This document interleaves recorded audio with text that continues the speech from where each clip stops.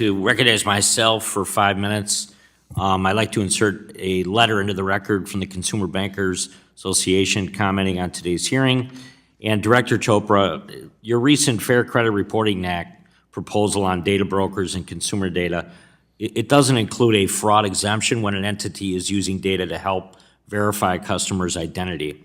The treatment of credit heater data described in the outline would prohibit financial institutions from using it for the essential anti-fraud purposes for what it's used for today, I guess.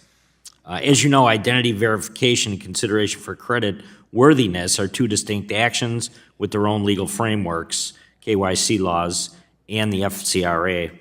Have you consulted with prudential regulators and FinCEN to understand how capturing identity verification activities under the FCRA may impede compliance with the Know Your Customer requirements if in fact the data is considered a consumer report? Yeah, so just to be clear, we have not put forth a proposed rule.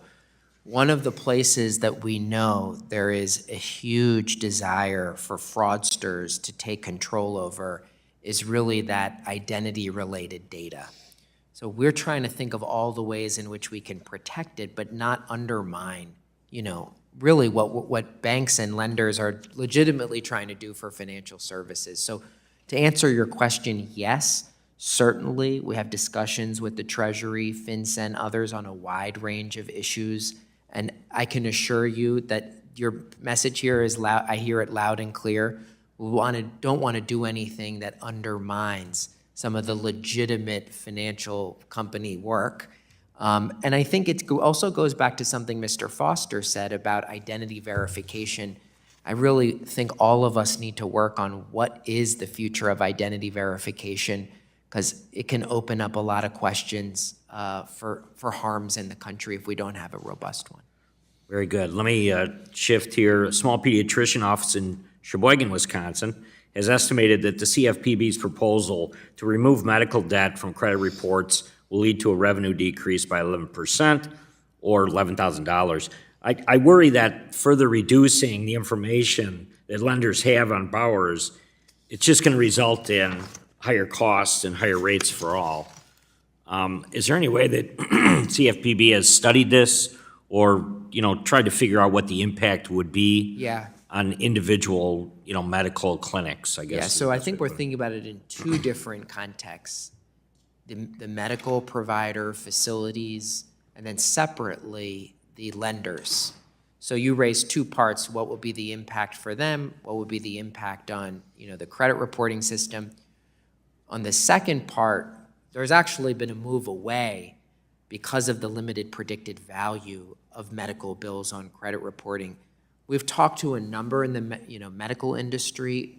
Many of them actually don't put it on credit reports, and actually most small players, I believe, they don't.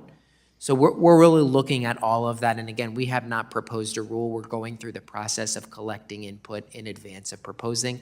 We'll then have public comment before we pursue it. But I will tell you, I am concerned about widespread inaccuracies in medical debt credit reporting. Very good. One more on privacy. We've heard from many Wisconsin bankers in discussions with their small business customers about the 1071 reporting requirements, which have been discussed many times today. They're concerned about the public release of the data. I mean, we're talking about, villages of 1,000 people. And some counties actually would find themselves, I think, in a similar situation. It would be very easy for somebody to sit down and kind of figure out who this is or which family this is.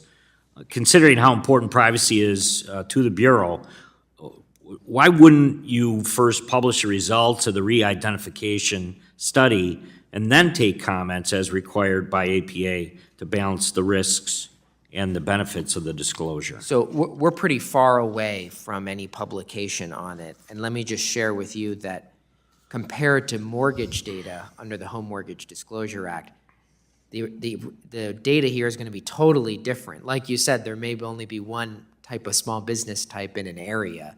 So we are going to look at that. I'll take that suggestion about how we might proceed with that, but we're many years off. Very good. I yield back.